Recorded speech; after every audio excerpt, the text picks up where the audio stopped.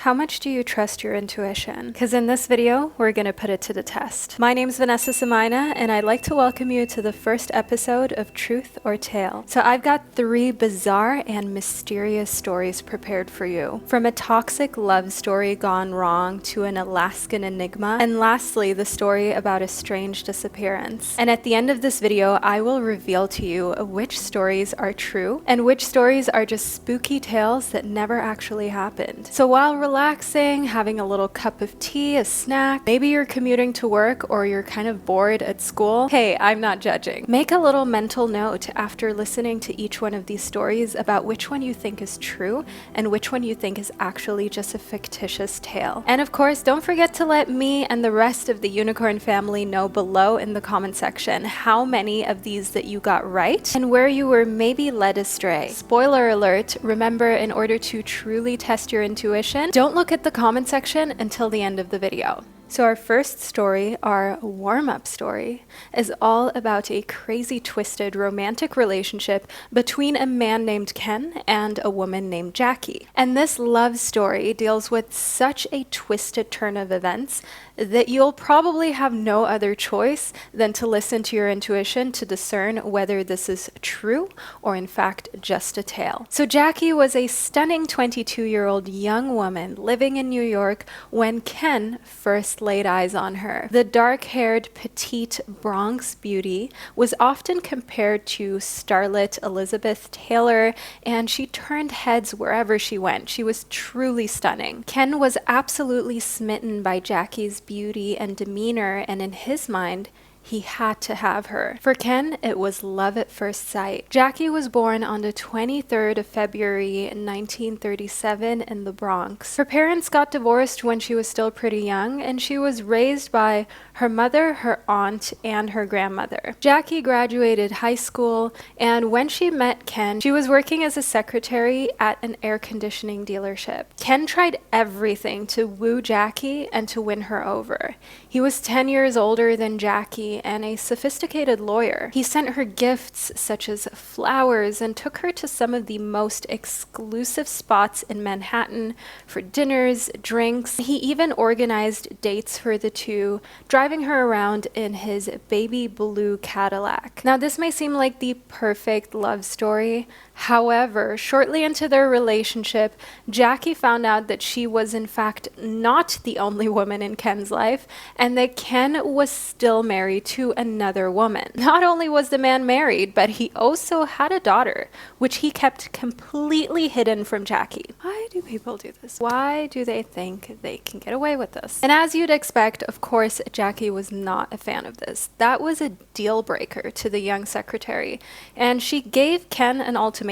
She told him, "It's either me or the other woman, but you've got to divorce her." Jackie made it very clear that if he did not keep his promises, that she would end up leaving Ken. And the couple tried to make things work for a while, and Jackie truly believed that Ken would leave his wife in order for them to properly be together, because she did not want to be the other woman. She did not want to be a mistress. Unfortunately, Ken could not keep his promises that he made towards Jackie. The man remained married to his first wife. This man really thought he could get away with this. He really wanted to have his cake and eat it too. Unfortunately, Ken is not the only man on this planet trying to do this.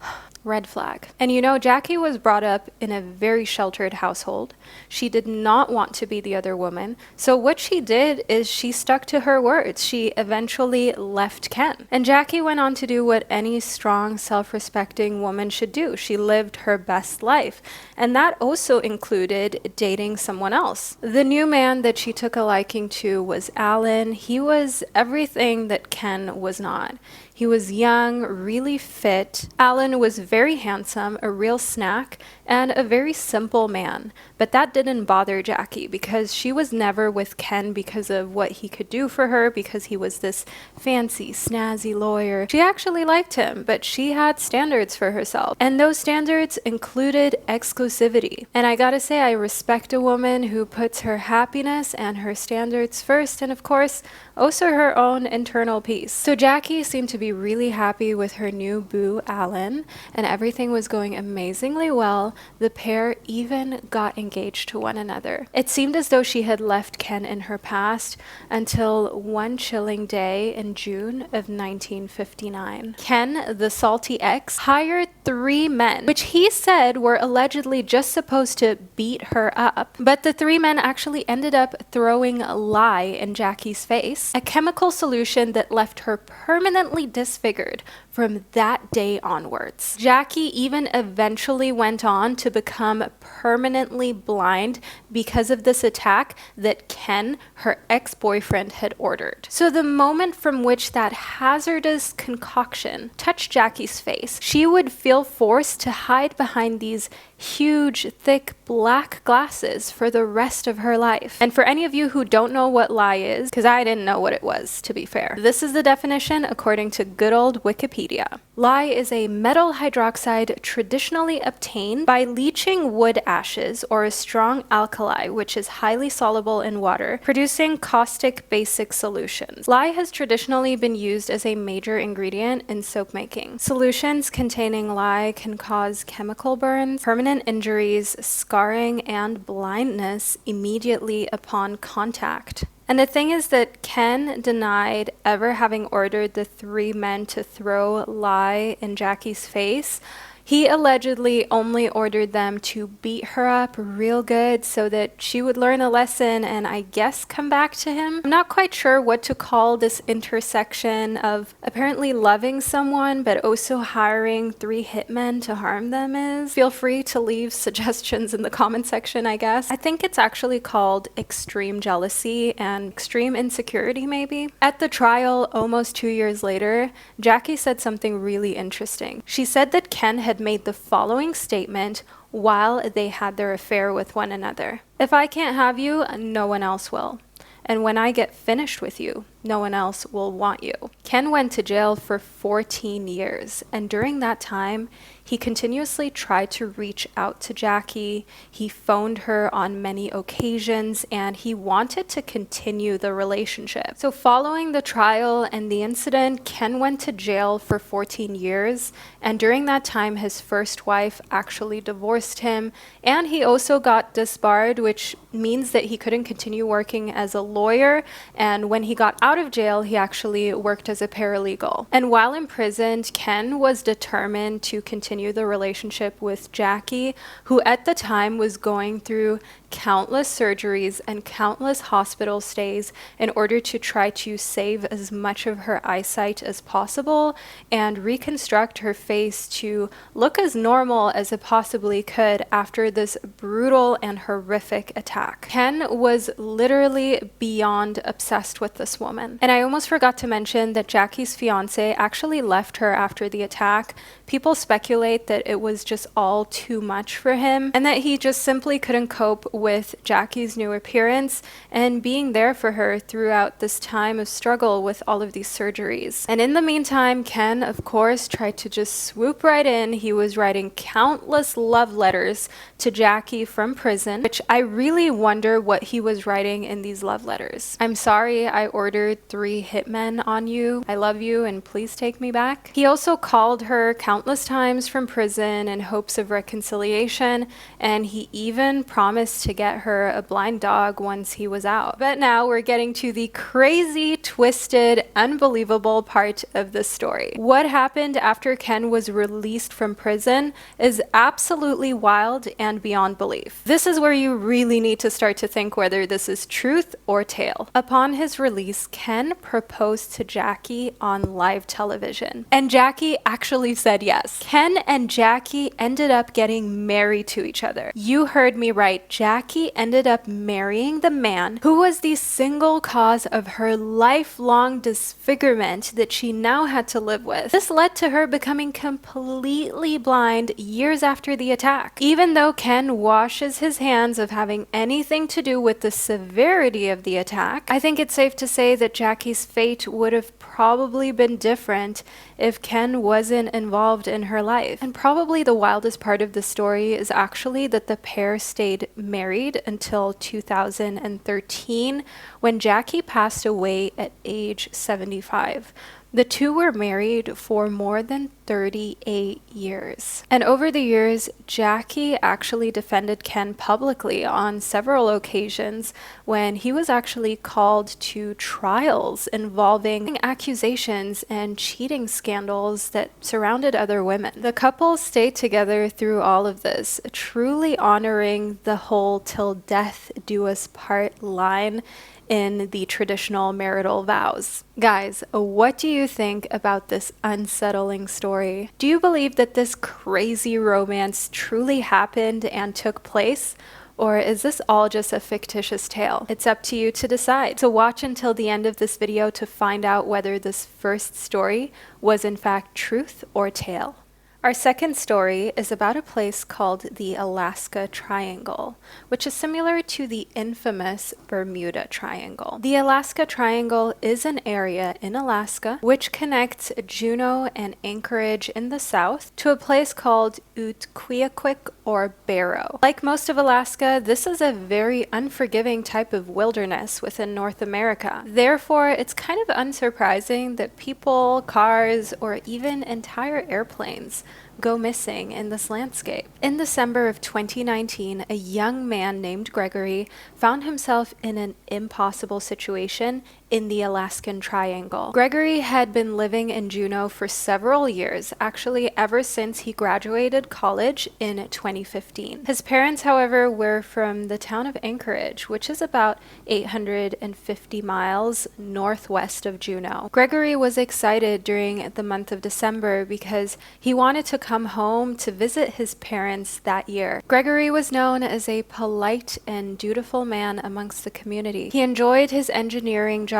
during the week and followed his passion of writing folklore novels on the weekends. And as of lately, Gregory had taken a particular interest in a mythical tale of the Tizaruk. As we all know, piers and docks can be dangerous, especially in a place that is snowy and icy such as Alaska. You may trip, fall, and slip into the ice-cold water. However, in Alaska, piers and docks are said to be especially dangerous places because of the Tizaruk. This creature, which stems from Inuit mythology, is described as a giant sea serpent with a long tail that ends in a huge flipper. And as the story goes, the Tizaruk can snatch someone from a dock without making a single sound. All the reason to be even more careful when you're strolling down a dock in Alaska. Gregory became increasingly interested in these mythical creatures from his home state, Alaska. And rather than feeling afraid, he was very curious to explore more of Alaska's wilderness and nature to see if there were any truths behind these legends. Flights from Juneau to Anchorage are less than 2 hours, so that would have been an option for Gregory.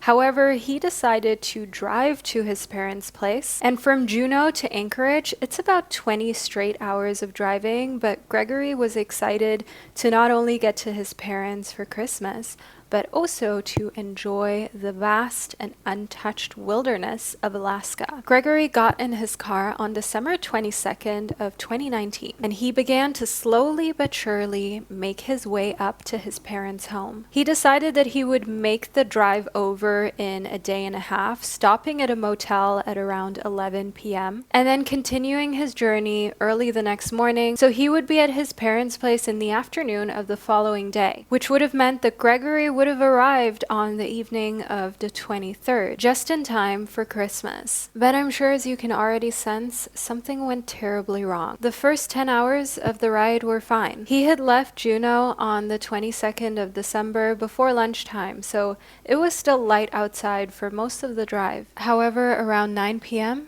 things started to get strange. Gregory was forced to pull over due to his car signaling that the oil levels were dangerously low and that he might have an overheating problem. He stopped by the beautiful Walker Lake, which is actually the source of the Kobuk River in northwestern Alaska. The lake is located near the easternmost part of northwest Arctic Borough, deep into the remote wilderness of northern Alaska. Gregory thought he might as well stop by some beautiful scenery while he had to deal with his technical issues anyways. With the glistening surface of the nearby lake under the night sky, Gregory couldn't help but wonder if there was any truth to the legends of the Teaseruk. Here at the riverbank of Walker Lake, Gregory proceeded to call his parents to let them know that he had run into some car troubles, but he would be able to fix those and just call the roadside emergency service to help him out. Little did they know that this was the last time they would ever hear from their beloved son again. After ending the call with his parents, Gregory was able to get in touch with the highway emergency assistants. The highway emergency assistants let him know that they would be on their way, but it would take them close to 2 hours to get to where Gregory was in Walker Lake because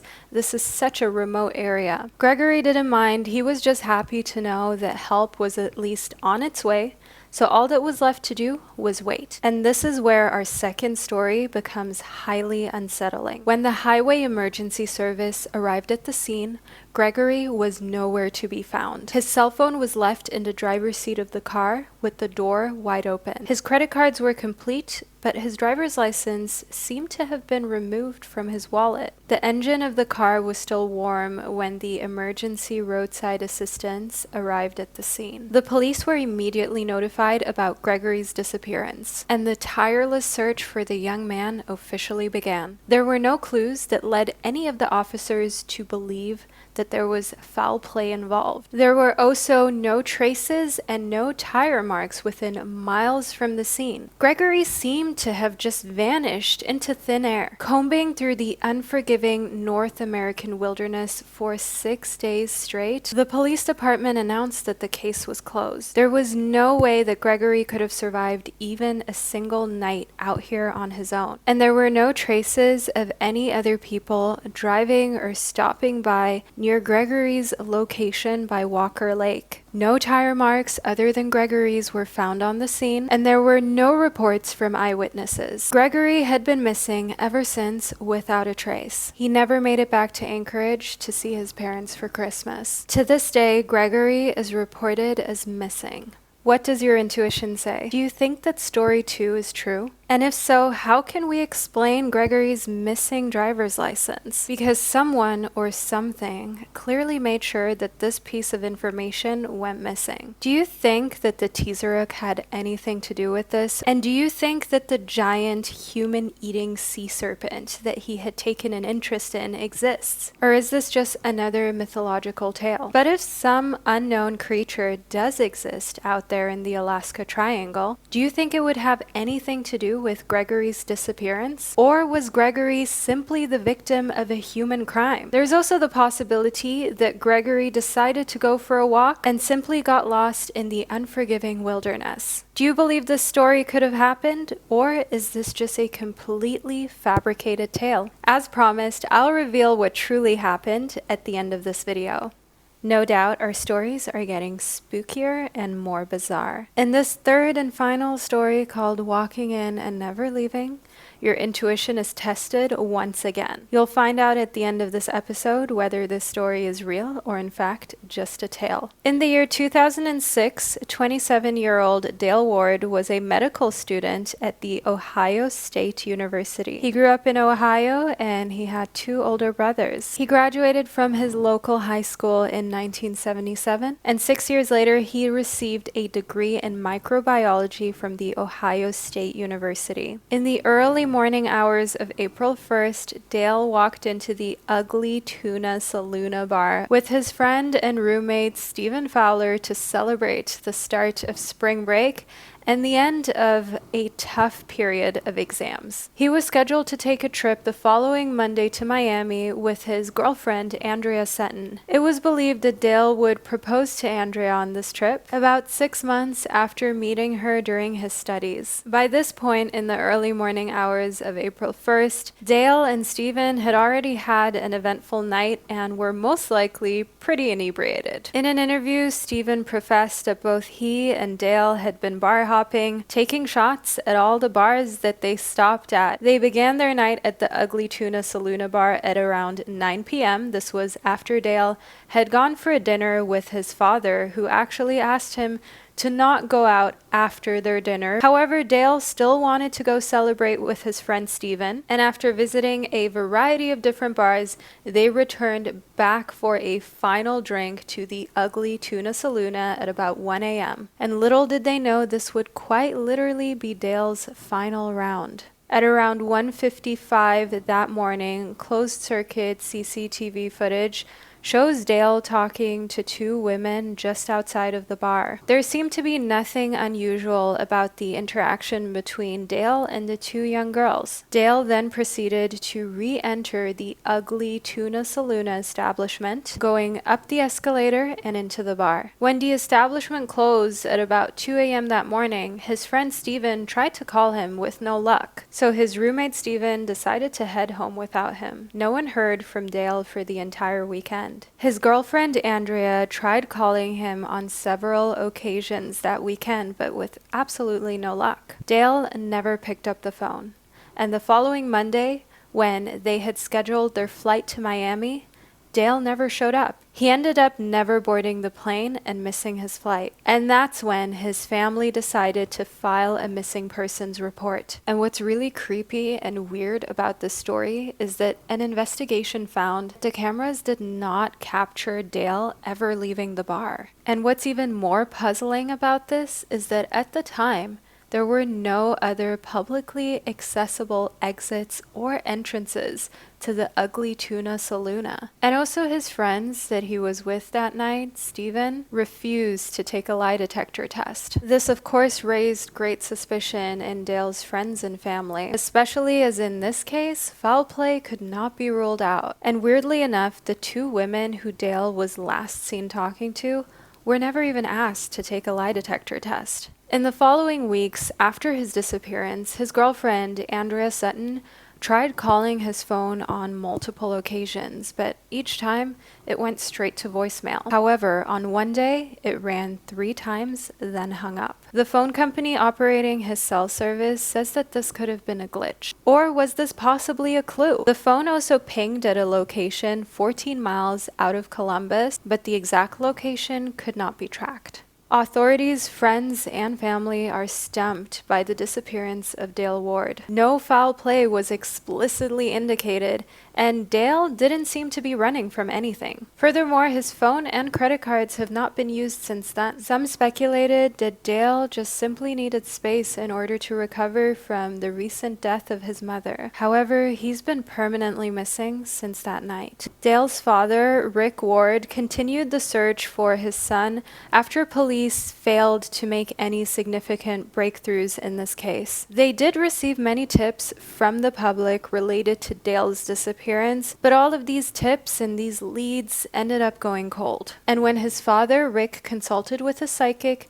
they told him that his son's body, Dale's body, would be in the water under a bridge. They were told by the clairvoyant that Dale was no longer alive and that another person had been involved in his disappearance. The psychic pointed to a close friend perhaps being involved in this case. So along with Dale's younger brother Mark, continued to search for Dale along the shores of Olentangy River, searching for a body or any clues near the bridges. Some other citizens joined in the search, spending much of their free time trying to find out what happened to Dale. Their search was in vain, and in September of 2008, Dale's father, Rick, was fatally struck by a branch in his yard while clearing debris. There was some false hope in Dale's case in the year 2020. A homeless American living in Mexico was thought to actually be Dale. However, the FBI quickly ruled that out. His younger brother, Mark, which is also the only surviving family, still hopes for a break in his brother's disappearance. To this day, Dale Ward is still reported missing. What do you think of this unsolved mystery? Where do you think Dale went? Is he maybe still alive, but living somewhere else under a new identity? Do you believe that this story holds any merit or is simply pulled out of thin air? And if this story is in fact true,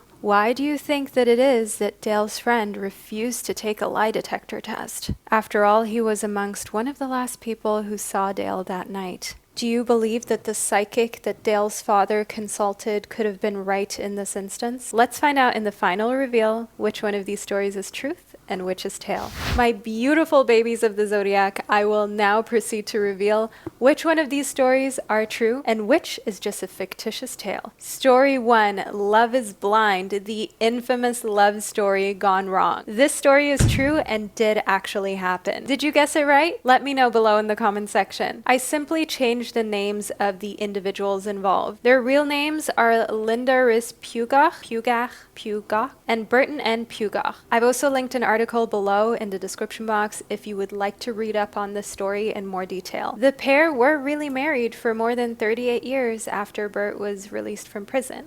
And from my understanding, they never had any kids together. While Linda passed away in 2013 at age 75 due to heart failure, her husband died in the year 2020 in Queens, New York. Burt Pugach was declared insane 3 times during the trials in 1961, in which he actually removed a lens from his eyeglasses in the court during the trial and began to slit his wrists. He yelled in court, "Linda, I need you. Linda, I want you. Linda, I love you." And because the harm that he caused himself wasn't serious, the trials continued. He was ultimately sentenced to 15 to 30 years in prison, of which he served 14 before he was paroled. There was a documentary movie made called Crazy Love in 2007, which is based on Linda and Bert's unusual relationship. I believe you can still watch this movie online if you're interested in seeing how this all played out.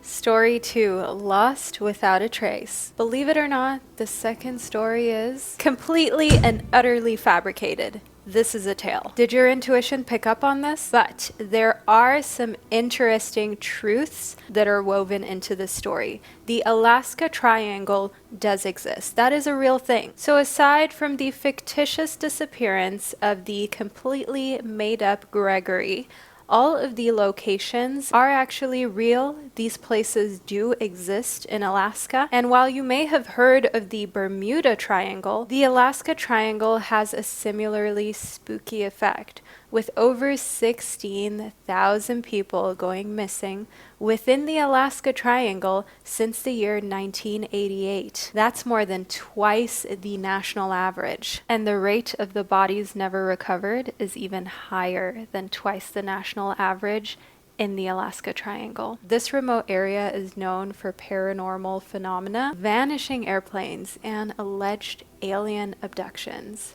Kind of chilling, isn't it? The borders of the Alaska Triangle connect to Anchorage and Juneau in the south and to Barrow along the state's north coast. Like much of Alaska, this triangle contains some of the most rugged and unforgiving wilderness of North America. It is an impossibly vast expanse of very dense forests, craggy mountain peaks, alpine lakes, and large patches of just plain old wilderness. And amidst this fairly dramatic backdrop, it's kind of unsurprising that people go missing. However, what is surprising is the sheer number of people who go missing, and the fact that many disappear without the shred of a trace. Bodies, alive or dead, are very rarely found within the Alaska Triangle. And do you remember the mythical creature Tizaruk, which is said to inhabit the region's waters? Well, this is actually a legend that is shared amongst the local Inuit, with the Tizaruk being held responsible